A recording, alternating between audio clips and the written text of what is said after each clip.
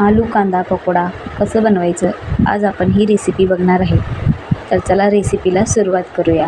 2 मध्यम आकाराचे बटाटे सोलून पातळ किसलेले, 2 मध्यम आकाराचे कांदे पातळ चिरून घेतलेले, 1 कप बेसन, 2 टेबलस्पून तांदळाचे पीठ, 1 टीस्पून लाल तिखट, अर्धा टीस्पून हळद, अर्धा टीस्पून जिरं, अर्धा टीस्पून अजवाईन, 2 ते 3 हिरव्या मिरच्या बारीक चिरून, 2 टेबलस्पून कोथिंबीर, चवीनुसार मोठ्या भांड्यात कांदा आणि बटाटा घालून घेऊ.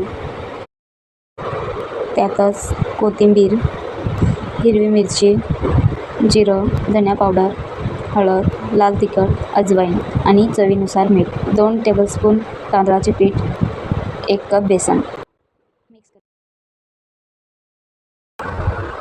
थोडं पाणी घालून मिश्रण घट्ट एकत्र करून घेऊ.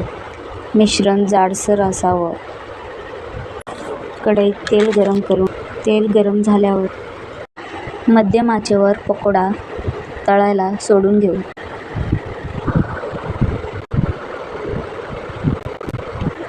पकोडा सोनेरी रंगाचे आणि कुरकुरीत होईपर्यंत तळून घेऊ.